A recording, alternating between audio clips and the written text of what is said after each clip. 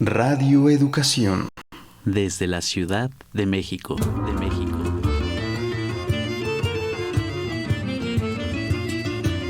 Somos paisaje interno. Somos paisaje interno. Somos paisaje interno. En constante proceso de transformación. Lo social nos condiciona. La emoción nos mueve. Y nuestra percepción crea la realidad.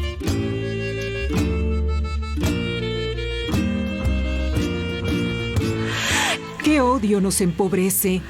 ¿Qué prejuicio alimenta lo que odiamos? Mardonio Carballo.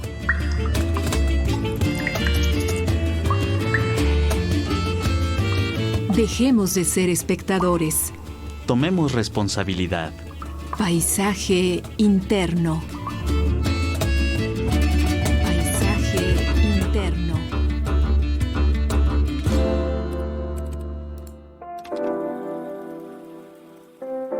Escucha esto.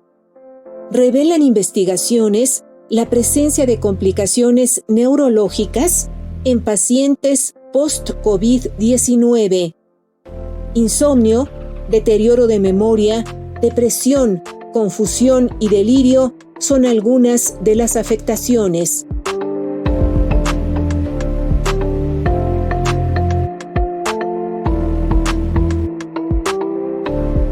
Luego de padecer COVID, empecé con problemas al hablar, al escribir, no conjugaba bien los verbos. Llevo 3 meses en rehabilitación, leyendo textos de educación primaria. Laila Martínez, terapeuta ocupacional española.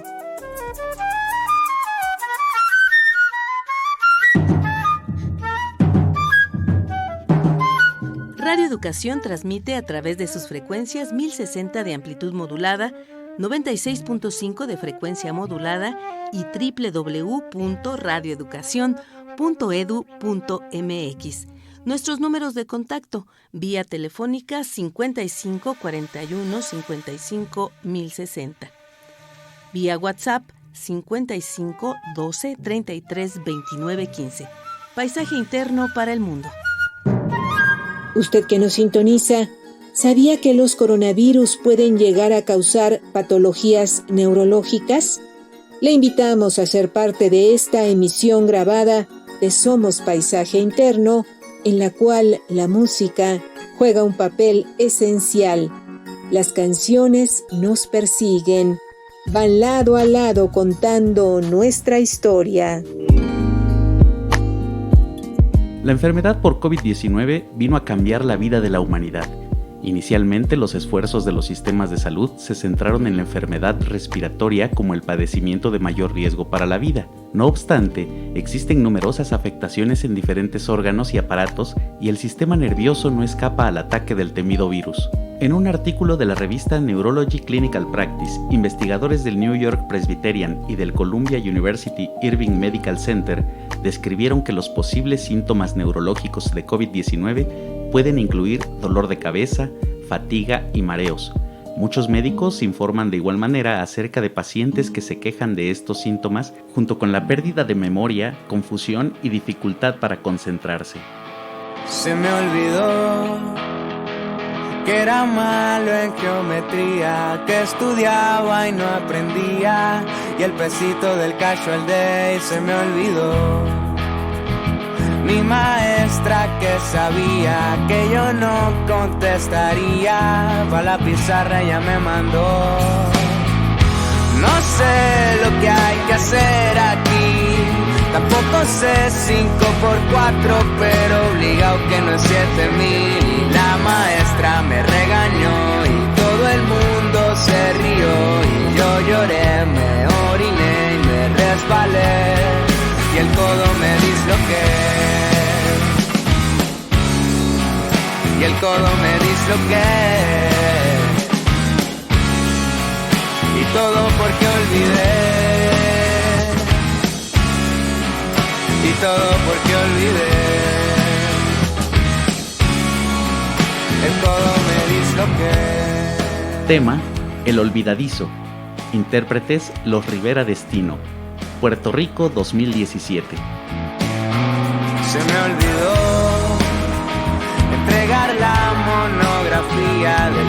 clase de filosofía. Yo tenía el promedio en D y se me olvidó. La clase yo no asistía porque del bidis no salía y una E fue lo que saqué. No sé lo que hay que hacer aquí, ya no me puedo dar de baja, así que obligado tengo que seguir. El profesor me regañó y todo el mundo se rió y yo lloré, me oriné y me resbalé y el fémur me fracturé. Y el fémur me fracturé. Y todo porque olvidé. Y todo porque olvidé.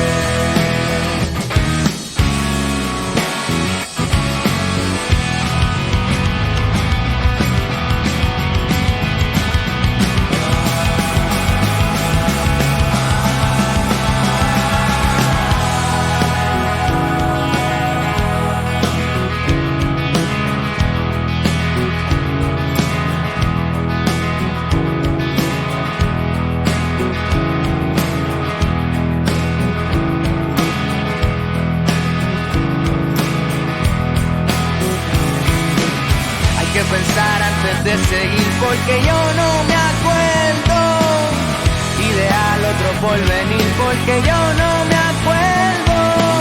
Hay que pensar antes de seguir porque yo no me acuerdo y de al otro porvenir porque yo no me acuerdo. Ya olvidé, ya olvidé, ya olvidé, ya olvidé.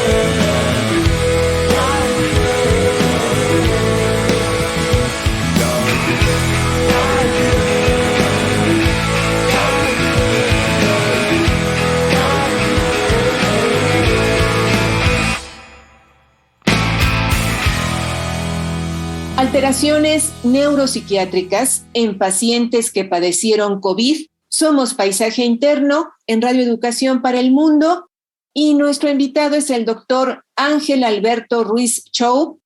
Él es neuropsiquiatra, vicepresidente de Ciencias Psiquiátricas de la Sociedad Mexicana de Neurología y Psiquiatría AC y miembro médico de ABC. Doctor, muy buenas tardes. Gracias por aceptar esta entrevista. Gracias a ustedes y muchas gracias por estar interesados en este tema que es en este momento de mucha relevancia por las consecuencias inmediatas de la infección por SARS-CoV-2, pero que probablemente tengamos que tener algunas consecuencias o tengamos algunas consecuencias a largo plazo de este padecimiento. Doctor, ¿qué es lo esencial que deberíamos saber sobre el sistema nervioso antes de comentar qué puede ocurrirle en presencia de la enfermedad por COVID-19? Pues mira, realmente lo que es esencial saber es que desafortunadamente los virus que ahora sabemos que se llaman los coronavirus, que ya casi todo el mundo sabemos de qué se trata el coronavirus, tienen como un efecto sobre el sistema nervioso central, o sea, tienen cierta, además del área pulmonar, por supuesto, por ahí es como se adquiere principalmente la infección, pero tiene una cierta predilección por el sistema nervioso central, en este caso nuestro cerebro. Y esto conlleva consecuencias inmediatas, tanto en el momento que tiene uno la infección como consecuencias a largo plazo. De manera inmediata, además de que puede estar directamente presente, según algunos estudios de líquido cefalorraquídeo, que es el líquido que cubre nuestro cerebro para protegerlo de los impactos y que sirve también como protección inmune, etcétera. También puede haber al nivel inflamatorio, que esto lo hemos escuchado a lo largo de estos 2 años, esta cascada inflamatoria que puede ser específica o inespecífica. Hay dentro de estas sustancias inflamatorias una cosa que se llama interleucina 6, que está muy asociada desde hace algún tiempo con otras manifestaciones neuropsiquiátricas que son a nivel cerebral, porque llega esta sustancia, pasa todas las barreras que cubren nuestro cerebro, que son a nivel interno, unas cosas que se llaman meninges y que hacen una cosa que se llama la barrera hematoencefálica, que permite que no lleguen virus, bacterias, sustancias, pero algunas de estas son muy pequeñas y pueden atravesar. Entre ellas las interleucinas también pueden atravesar esta barrera hematoencefálica y entonces producir también un efecto inflamatorio de características más dentro de las células del cerebro que se llaman las neuronas. A grandes rasgos, lo que nos tiene que interesar también es que aparentemente otros coronavirus que se han identificado a lo largo de diversas pandemias en el mundo también podrían entrar a través de una cosa que se llama el bulbo olfatorio, que es este famoso síntoma que estuvimos inicialmente todos muy pendientes de que no tuviésemos falta de olfato. El olfato básicamente está en la nariz porque hay una cosa que se llama el bulbo olfatorio que entra directamente al cerebro. Entonces, algunos autores que han investigado estos temas consideran que podría ser una entrada muy directa hacia nuestro cerebro, ¿no? Entonces, básicamente son los principales, a grosso modo, los principales aspectos sobre los que deberíamos de estar atentos tanto los médicos y los pacientes cuando sientan algunos cambios en algunas cosas que platicaremos más adelante, que hay que estar pendientes de los cambios en nuestro pensamiento, nuestra conducta, nuestra memoria, etcétera. Doctor, y antes de entrar propiamente al tema, también le agradeceríamos muchísimo que nos diera la definición de lo que son las alteraciones neuropsiquiátricas. ¿A qué nos referimos?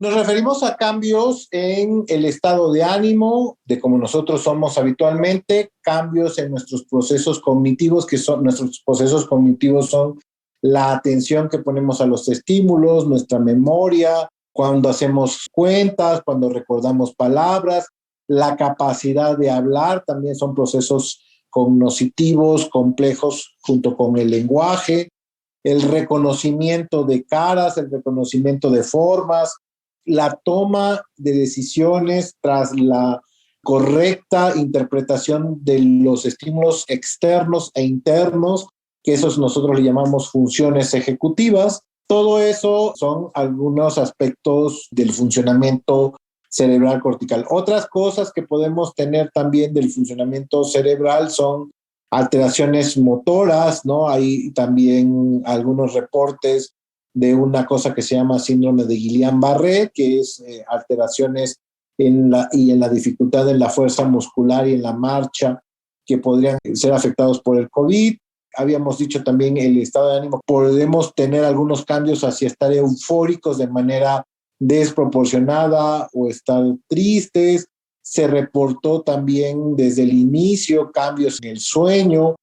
Puede haber crisis convulsivas cuando uno no tenía epilepsia y empezar a tener crisis convulsivas por la infección por COVID. Puede uno tener un estado que se llama estado confusional agudo o conocido también como delirium desde el punto de vista médico, que es que uno empieza a no estar durmiendo como normalmente lo hacemos, sino que hay una inversión del ciclo sueño y vigilia, o sea que empezamos a dormir mucho durante el día y estamos atentos durante la noche, que se acompaña con alucinaciones, que es ver cosas que no están ahí en ese momento en el plano real, físico, y puede haber alteraciones también en la percepción de olores que no están ahí, sentir que algo en contra de uno viene y lo quiere a uno atacar o lo quiere a uno perseguir, que eso se llaman delirios, y la sensación de miedo excesivo e inmotivado, que eso probablemente la condición previa de la expectativa de lo que podría estar sucediendo a nivel global con la pandemia, pues ya daba como previamente un terreno fértil para que tuviésemos probablemente episodios que llamamos nosotros ataques de pánico o angustia generalizada, que es estar preocupado de manera excesiva por cosas que no deberíamos estar teniendo esas preocupaciones. También sensación de fatiga y uno percibe que su pensamiento, que sus procesos de pensar, cómo lo estamos haciendo, está como dentro de una nube, como dentro de una burbuja, que no podemos tener una adecuada velocidad en nuestros procesos de pensamiento, y los pacientes lo describen así, como si estuviese en cabeza dentro de una dentro de una nube, ¿no? Como dentro de una niebla.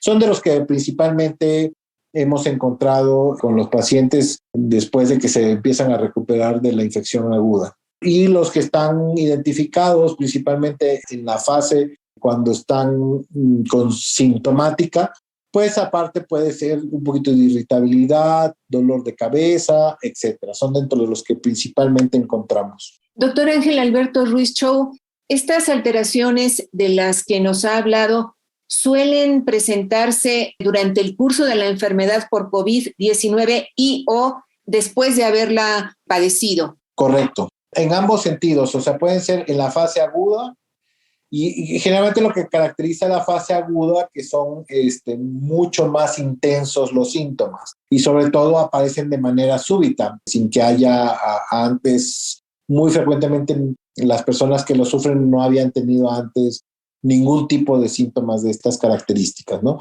Y luego algo que estamos estudiando ya después de pasado el momento crítico de la infección a nivel pulmonar, a nivel sistémico, o sea, en nuestro organismo, lo que hemos observado es un término que ahora se está utilizando, que es long COVID, o sea, un COVID como mucho más tardío, semanas después de que desapareció la infección y que pueden ser mucho más dirigidos a estas fallas en la atención o en la memoria o esta lentificación de la mente.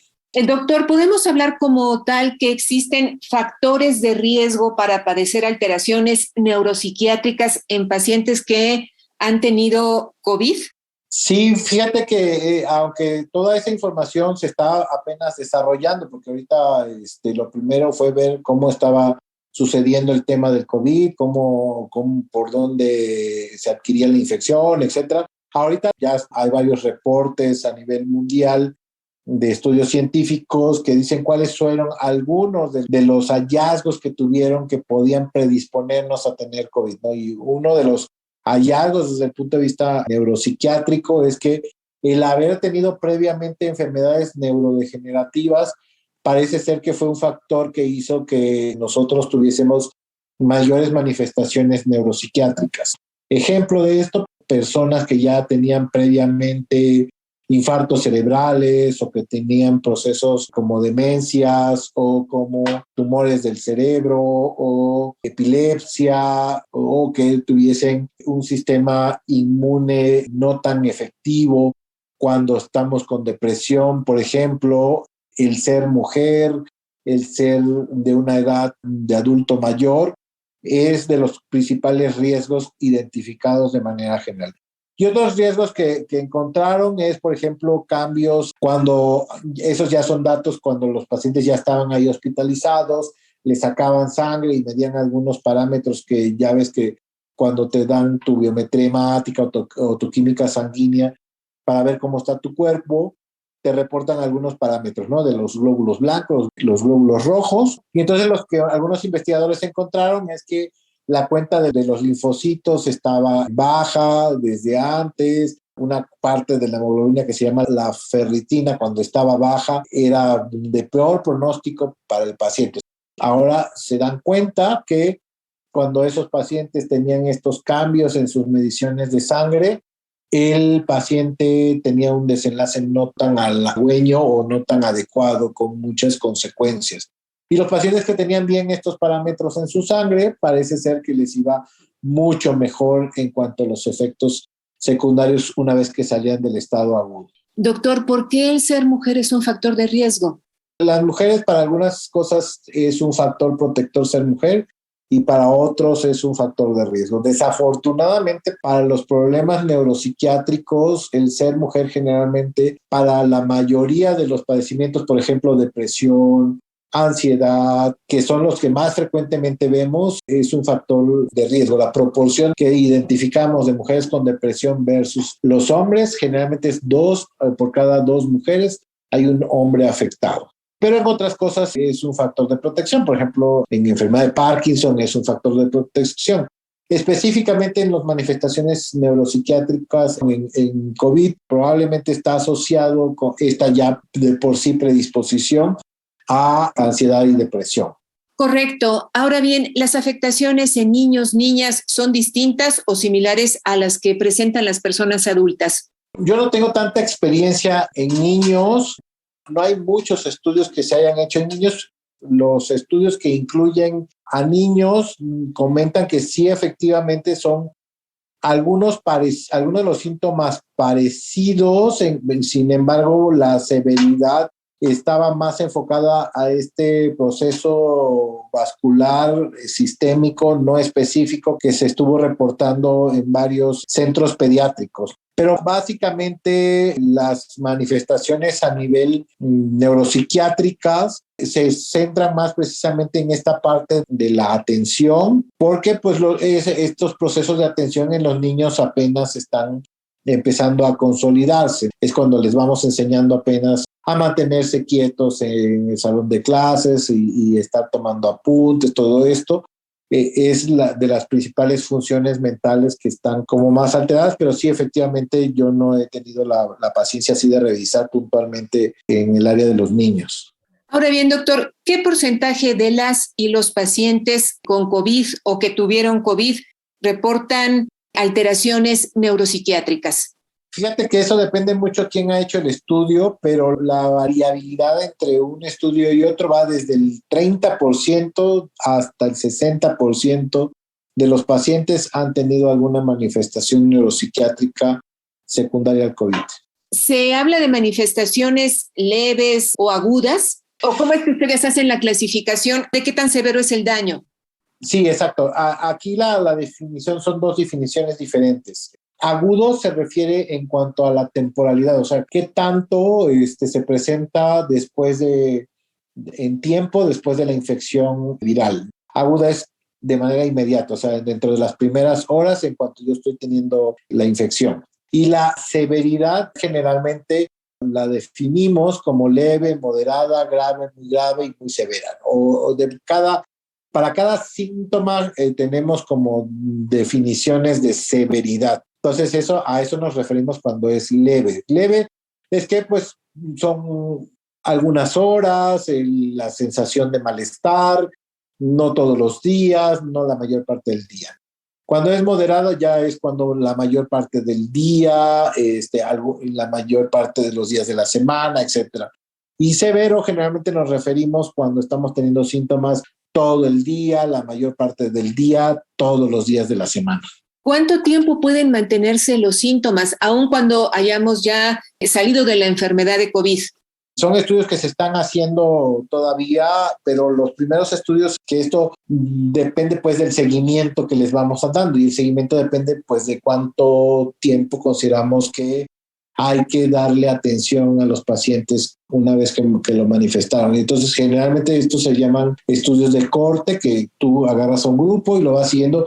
Y cada investigador define cuánto tiempo los debe de seguir. Hay unos investigadores que los siguen 1 año, otros 6 meses, y algunos dicen, no, pues yo lo voy a seguir toda su vida. Entonces, cada cierto tiempo vamos a ir viendo, seguramente más adelante, reportes de cómo se han manifestado estos síntomas. Sin embargo, en el seguimiento más largo que se tiene es más o menos 1 año, que sigue habiendo problemas y manifestaciones, a lo mejor ya no tan severas, pero han representando un cambio sustancial a la manera de funcionar cognitivamente, por ejemplo, o afectivamente o socialmente los pacientes antes de haberse enfermado. Entonces, más o menos hasta ahorita lo que llevamos es seguimientos a 1 año. Doctor Ángel Alberto Ruiz Chow, ¿a qué síntomas deberíamos prestar atención que nos llevaran a buscar ayuda neuropsiquiátrica en caso de tener o de haber padecido COVID?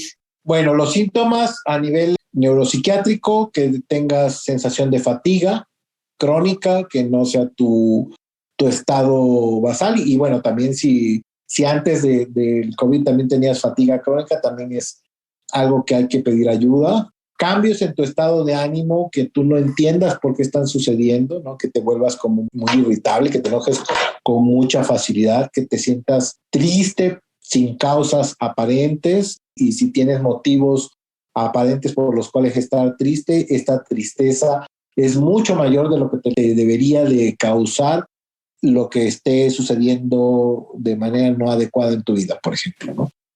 fallas en la atención, fallas en la memoria, que sientas que tu mente no es tan clara como siempre ha sido, o que te cuesta mucho trabajo recordar cosas que antes eran fácil de recordar y que no son de las mismas características de los olvidos que tienen gente de tu misma escolaridad o personas a tu alrededor de tu misma edad. Generalmente nosotros vamos teniendo una pérdida de memoria normal por la edad, etcétera, ¿no? Y generalmente se parece mucho a la gente de nuestra edad. Pero cuando nosotros olvidamos más cosas de lo que lo hace gente de nuestra misma edad, entonces es cuando tenemos que solicitar ayuda. Cuando no estamos durmiendo bien, cuando nos vamos a la cama y nos pasamos más de una hora en querer quedarnos dormidos y no podemos hacerlo. Cuando ya nos quedamos dormidos y estamos levantándonos varias veces en la noche, y cuando al día siguiente no sentimos que hubiésemos descansado cuando dormimos, aunque hubiésemos dormido, ¿no? Y generalmente el sueño tiene que proporcionarnos una sensación de que ha reparado nuestra energía para continuar nuestras actividades cotidianas. Si nosotros no tenemos esa sensación de que tenemos la energía para iniciar nuestro día, entonces nuestro sueño no está siendo reparador. O cuando nosotros nos estamos despertando 1 o 2 horas antes de lo que habitualmente lo hacíamos, ¿no? La gente que se va a trabajar a las 4 de la mañana se empieza a estar despertando desde las 2 de la mañana y entonces ya es muy difícil su día porque ya de por sí su reloj de sueños se ha recorrido un tanto, ¿no? O cuando estamos teniendo miedos sin ningún motivo, o cuando estamos teniendo preocupaciones excesivas de cosas que a lo mejor no deberíamos estar preocupados, o cuando en nuestro cuerpo sentimos que nuestro corazón late muy rápido, que algo nos oprime el pecho, que no podemos respirar adecuadamente y que nos vuelve a llevar otra vez a pensar un poquito que podremos estar teniendo COVID o que tendríamos COVID y que por eso no estamos respirando lo suficiente. Eso podría ser un ataque de angustia y que no nos esté permitiendo ventilar tan adecuadamente, y entonces también tendríamos que buscar ayuda.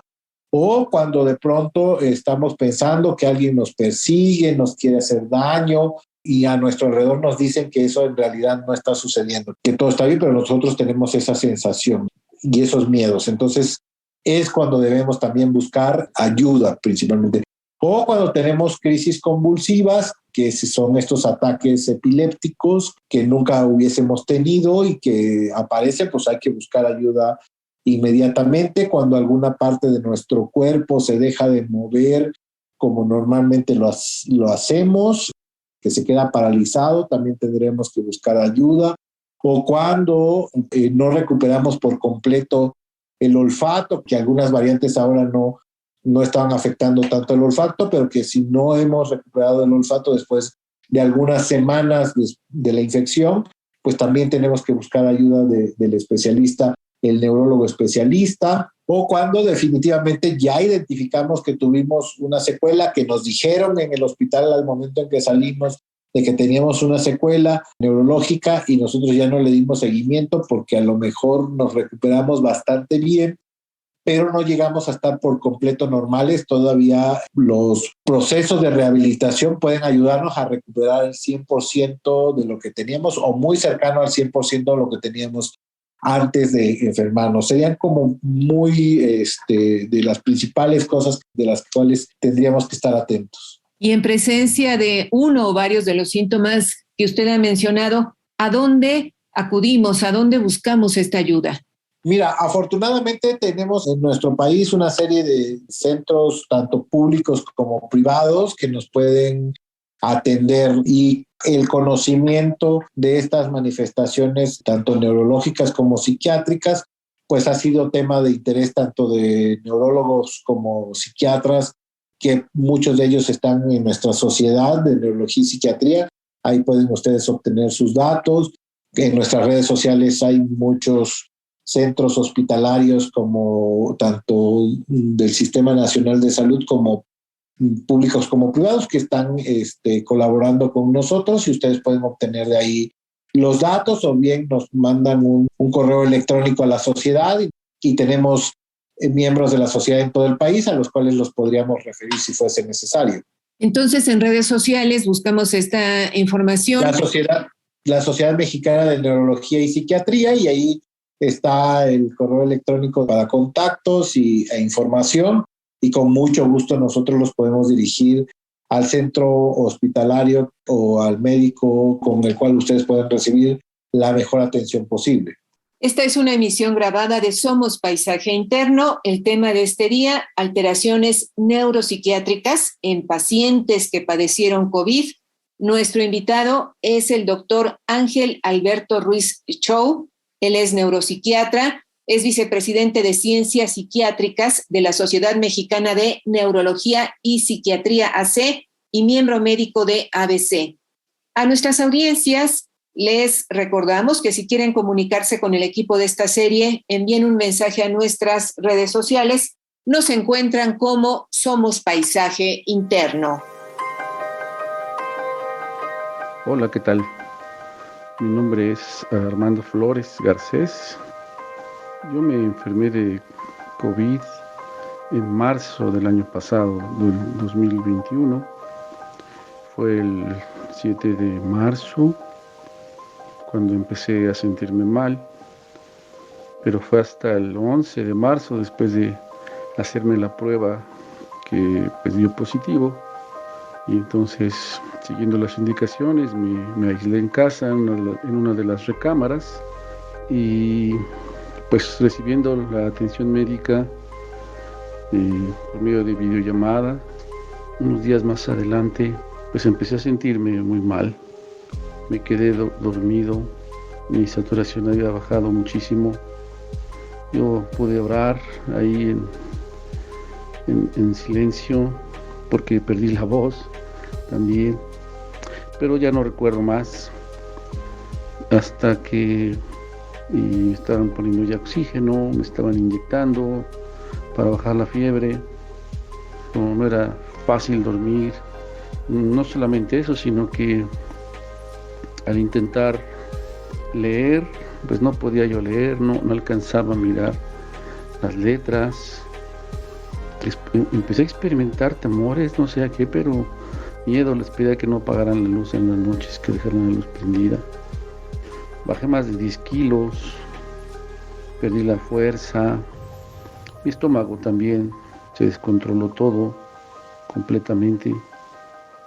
En el mes de junio mi hija se casó, y cuando mi hija se casa, en la boda civil, hay un momento en donde me piden que firme el acta, y a la hora de tomar la pluma para firmar, pues me di cuenta que no recordaba mi firma.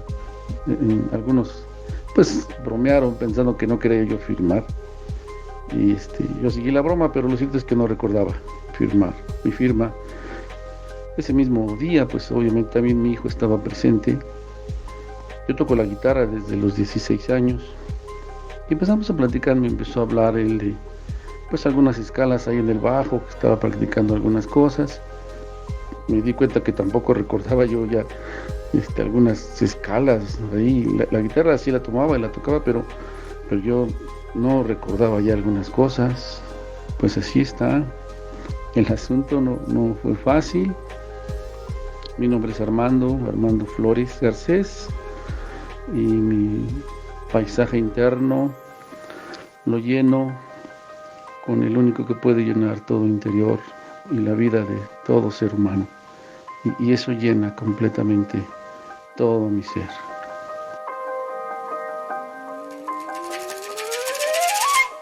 Tu participación enriquece nuestra experiencia.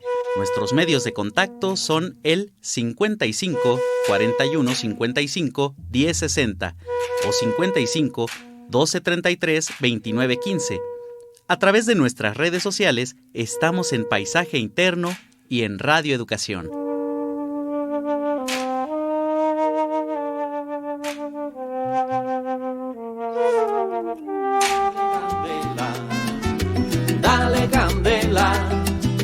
Dale candela para que el virus se muera. Yo sí tengo que cuidarme, de este virus tan funesto, porque en la tercera edad ya no hay piezas de repuesto. Me quedo en mi apartamento mientras la pandemia pasa y los muchachos del barrio me traen comida a la casa, y los muchachos del barrio me traen comida a la casa. El doctor de la familia viene con una enfermera y me dan unas goticas que de verdad están muy buenas. Yo me siento un muchachón cuando esa enfermera viene, por eso como un cañón salgo a aplaudir a las 9. Por eso como un cañón salgo a aplaudir a las 9. Y por eso dale candela, dale candela, dale candela para que el virus se muera. Dale candela, dale candela, dale candela para que el virus se muera. Oiga, compadre, no sea farruco, quédese en casa y póngase el nasobuco. Oiga, compadre, no sea farruco, quédese en casa y póngase el nasobuco. Y continuamos con esta entrevista grabada. El tema del día: alteraciones neuropsiquiátricas en pacientes que padecieron COVID. Nuestro invitado es el doctor Ángel Alberto Ruiz Chow, neuropsiquiatra, vicepresidente de Ciencias Psiquiátricas de la Sociedad Mexicana de Neurología y Psiquiatría AC y miembro médico de ABC. Doctor, ¿qué estudios médicos deberían practicarse a pacientes que han tenido COVID-19 para lograr un mejor seguimiento de las secuelas a mediano y largo plazo referentes a los efectos neuropsiquiátricos? Pues básicamente nosotros, en términos generales en medicina, lo que hacemos primero es entrevistar a los pacientes, explorarlos, ver cuáles son los signos y síntomas que el paciente está teniendo, y en función de eso ya orientamos los estudios, ¿no? Generalmente, por ejemplo, un paciente que nunca había convulsionado y empieza a convulsionar, pues lo ideal, probablemente el médico neurólogo le vaya a pedir un electroencefalograma.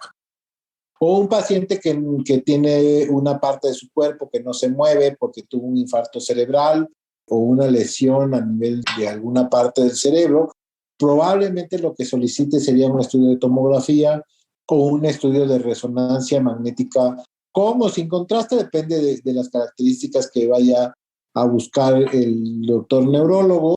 Y nosotros en psiquiatría generalmente recibimos a los pacientes y mandamos estudios muy similares cuando consideramos que las regiones cerebrales que están implicadas en estos cambios afectivos o cognitivos podrían estar relacionadas con una lesión tanto en la corteza cerebral como en la región subcortical, que se llama sustancia blanca. Y entonces, para corroborar esos diagnósticos, pedimos un estudio de imagen cerebral que se llama resonancia magnética cerebral. Pero generalmente lo que primero hacemos es explorar al paciente, entrevistarlo, hacemos unas pruebas con algunas escalas clínicas, hacemos una serie de preguntas que ya están estandarizadas para llegar de manera más certera a un diagnóstico y a la severidad del cuadro clínico que está presentando el paciente. Y algunas ocasiones pedimos también estudios de sangre, como buscando, por ejemplo, alteraciones en la hormona tiroidea o alteraciones en los glóbulos blancos, en los glóbulos rojos, que pudieran estar relacionados con estos cambios. Y ya para cuestiones como muy específicas que nosotros quisiéramos explorar, pues hacemos unas baterías que se llaman pruebas neuropsicológicas, y los neurólogos hacen otra serie de estudios como se llaman tomografía por emisión de positrones, para ver cómo es la actividad metabólica a nivel de la corteza cerebral del cerebro, que tenga relación con los síntomas que ellos están encontrando. Otras cosas que se llaman potenciales evocados somatosensoriales, cuando están pensando en alteraciones sensitivas y motoras del cerebro, que son las que nos hacen sentir y movernos, o algunos estudios que valoran la unión entre los nervios y los músculos, que hacen que probablemente el paciente esté teniendo debilidad en alguna parte de sus extremidades. Y ya, por ejemplo, cuando tenemos alteraciones en el sueño, podemos pedir que no se explican solo por los cambios neurológicos y psiquiátricos de enfermedades específicas, sino que son problemas de sueño que nosotros conocemos como trastornos primarios del sueño. Podríamos pedir una polisomnografía.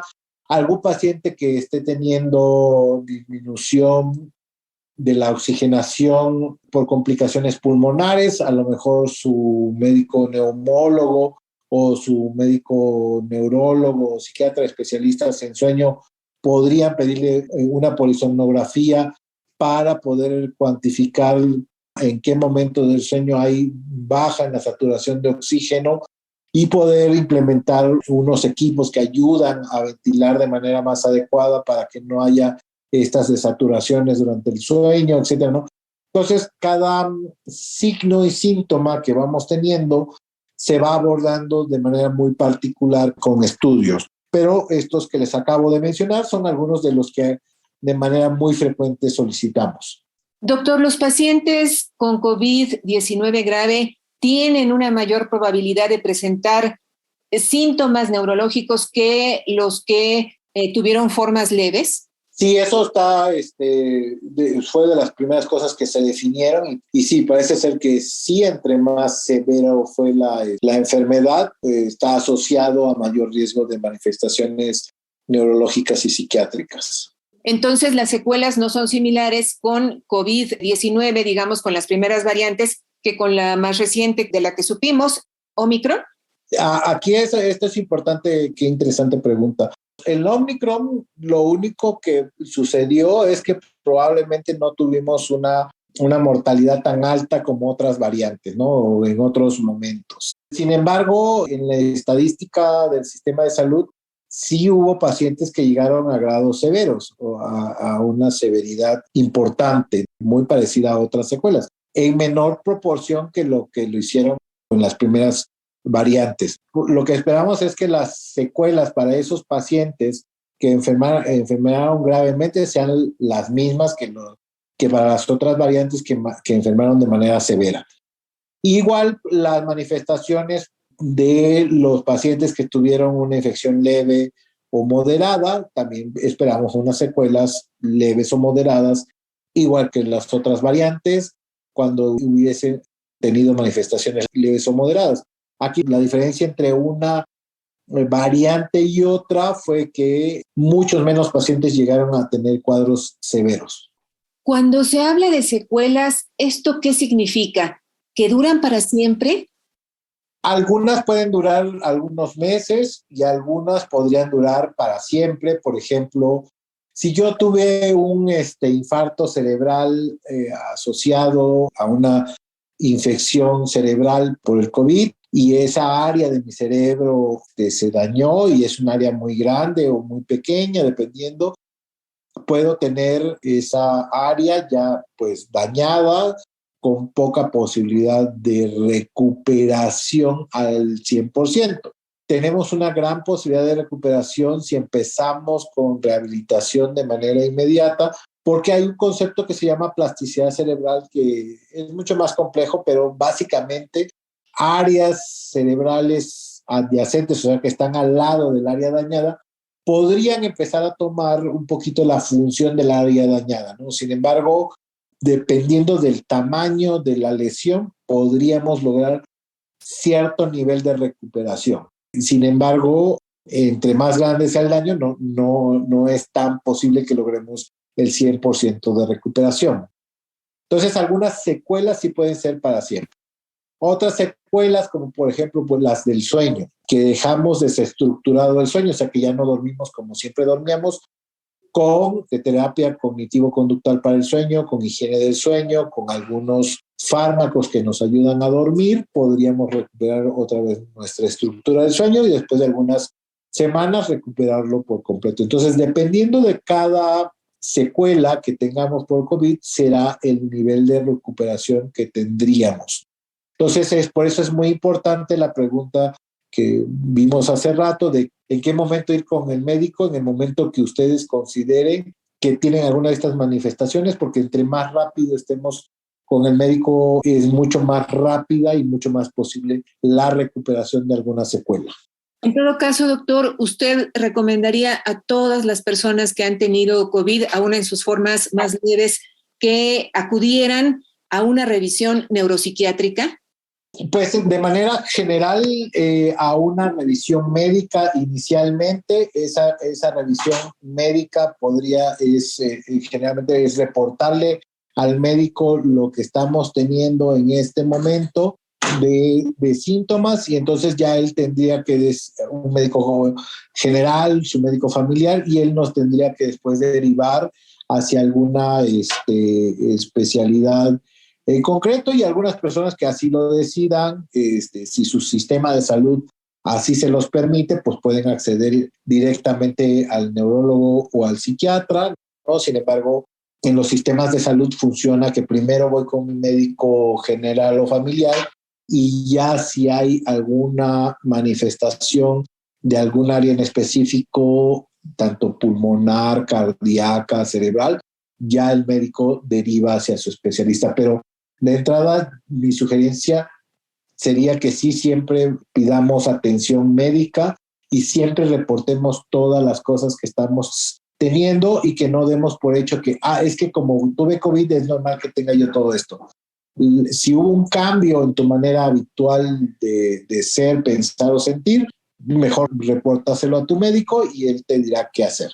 Ahora bien, la presencia de síntomas neuropsiquiátricos en personas que no han tenido COVID, pero que sí vieron alterada su rutina y su estado emocional por la pandemia, ¿llega a presentarse? Sí, claro, eso fue algo que fue de las primeras cosas que empezamos a tener. El confinamiento trajo consigo un cambio en la dinámica familiar y en la dinámica personal que impactó primero, de hecho, los primeros reportes de Wuhan, de la gente que estaba confinada y la gente que estaba trabajando en los centros COVID, era las alteraciones en el sueño. Después, el estrés agudo por tener expectativas de no saber qué va a pasar. Y después, pues, a las personas que desafortunadamente no les dio COVID, pero su familiar les dio COVID y se murieron, pues pueden cursar con duelo. Y algunos de estos duelos se pueden complicar, o sea, no resolverse después de algún tiempo. Generalmente el duelo es un proceso mental y emocional que pasa por sí solo, ¿no? Después de algunas semanas o meses. Sin embargo, cuando esto ya no se resuelve de manera tan adecuada, puede haber una cosa que se llama duelo complicado.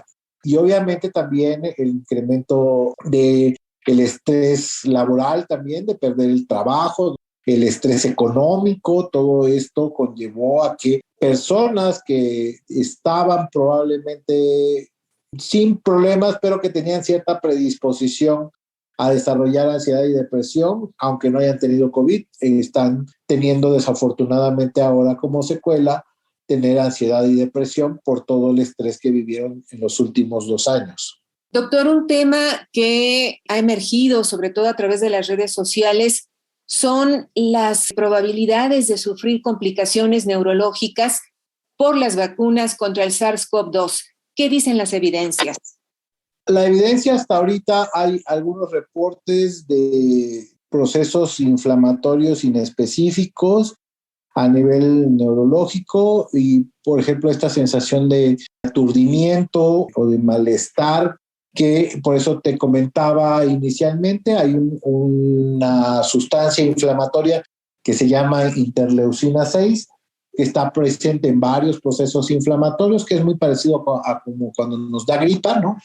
Y entonces cuando nos da gripa también nos sentimos un poco tristes o un poquito desganados, decimos. Entonces es por estas enzimas. Hay algunos reportes de algunas secuelas por la vacuna, de cosas que se llaman encefalitis postvacunal, pero esto realmente no sabemos con precisión ahorita qué tanto tiene que ver con la vacuna. Sin embargo, aquí es muy importante puntualizar que el riesgo es casi nulo y que es mucho más el riesgo que tenemos de tener problemas si no nos vacunamos a que si nos vacunamos. Es mejor vacunarse y tener un riesgo mínimo o nulo o casi nulo cuando nos vacunamos. Entonces, es mucho más probable que tengamos secuelas graves, la secuela más grave es que fallezcamos si no nos vacunamos a que sí nos vacunamos. Estamos en el cierre de esta entrevista, doctor. En los últimos minutos, ¿hay algo que se nos hubiera quedado pendiente y que quisiera usted plantear? Pues mira, una de las cosas interesantes que trajo la pandemia fue precisamente este foco que se ha hecho sobre precisamente la salud mental, que es muy importante, la salud mental y neurológica, que es muy importante porque son temas que siempre han estado ahí, pero que hasta ahora que tuvimos una pausa en nuestras vidas y que estuvimos confinados, nos empezamos a dar cuenta lo importante que es el tener una buena salud mental. El tener una buena salud mental nos da probablemente un mejor pronóstico de desenlace al momento en que enfrentamos conflictos, ¿no? O sea, nos da mayor capacidad y que definitivamente esta parte que de la última pregunta, enfatizar que la vacuna es la mejor junto con todas las medidas de prevención y aislamiento que hemos tenido y las recomendaciones de uso de cubrebocas, lavado de manos, el no exponerse en áreas demasiado encerradas, etcétera. Seguir las indicaciones sanitarias es lo que debemos de seguir haciendo y que cuantas veces se nos indique que deberíamos estar vacunados o que nos debemos de estar vacunando, seguir esta indicación porque es la mejor herramienta disponible que tenemos. ¿Cómo seguimos a la Sociedad Mexicana de Neurología y Psiquiatría AC y en particular a nuestro entrevistado, el doctor Ángel Alberto Ruiz Chow, a través de las redes sociales? Muchísimas gracias. La Sociedad Mexicana de Neurología y Psiquiatría AC, así aparece en Facebook, Twitter. Todavía no tenemos TikTok, pero a lo mejor tendremos TikTok en algún momento. Entonces estamos en todas las redes sociales, Instagram más frecuentes y nos buscan así como Sociedad Mexicana de Neurología y Psiquiatría AC, y a su servidor igual lo busca con mi nombre directamente, Ángel Alberto Ruiz Chow, y me encuentran también en las redes sociales. Doctor, pues muchas gracias por su presencia en Somos Paisaje Interno y nos despedimos. Muy buenas tardes. Buenas tardes a todos, muchísimas gracias por la invitación y espero que nos sea de mucha utilidad esta conversación. Pocas personas han hablado de los impactos que el confinamiento y la COVID-19 han tenido directamente en niñas, niños y adolescentes. Para ello, la UNICEF ha creado el dossier Salud Mental en tiempos de coronavirus. Te recomendamos descargarlo. Es gratuito. Salud mental en tiempos de coronavirus. Hay evidencia científica que devela que la COVID-19 tiene afectaciones en el sistema nervioso, por lo que existe la posibilidad de que él o la paciente presente manifestaciones neuropsiquiátricas. Si quieres conocer más del tema, te recomendamos buscar en la red el artículo Manifestaciones psiquiátricas en relación con la infección por el SARS-CoV-2.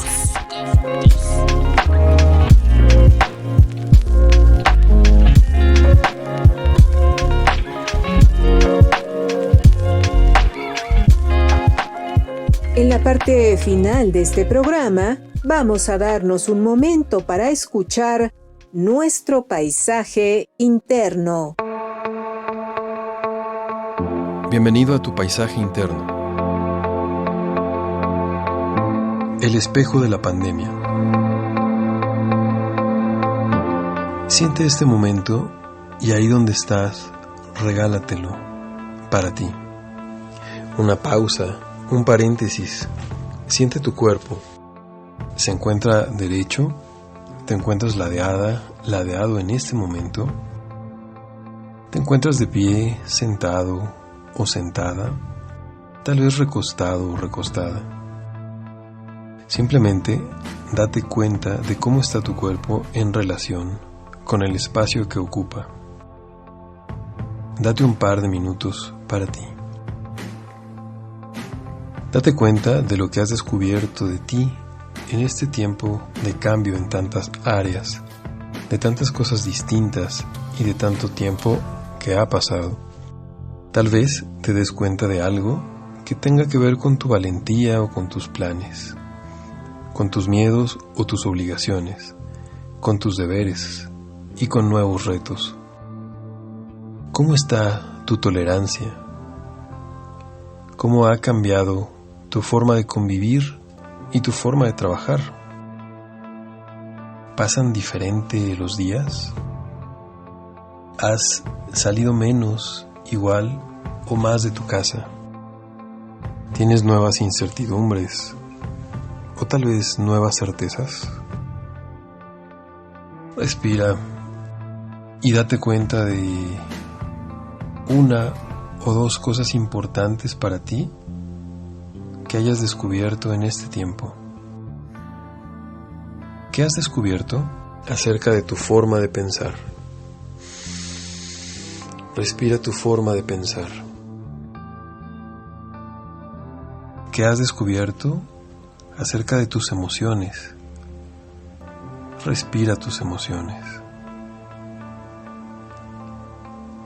¿Qué has descubierto con respecto a tus relaciones? Respira tus relaciones. ¿Qué has descubierto con respecto a tus planes? Respira tus planes. Y mientras respiras, inhalas y exhalas. Dejas que aparezcan imágenes, ideas, palabras, sensaciones. Con estas preguntas, date cuenta qué es lo que te falta acomodar en este tiempo de lo que has encontrado en el espejo de la pandemia.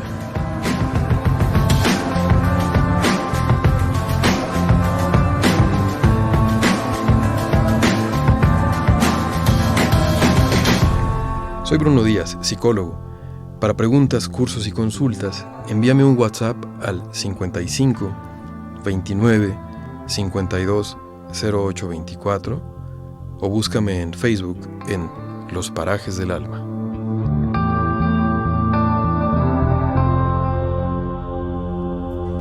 Participamos en este programa nuestros entrevistados Ángel Alberto Ruiz Chou y Armando Flores Garcés, el psicólogo Bruno Díaz y el equipo de producción de esta serie, Marlene Reyes, Daniel García, Eliud Hernández, Edith Díaz, Ana Leticia Vargas y en la producción, Guadalupe Sánchez López.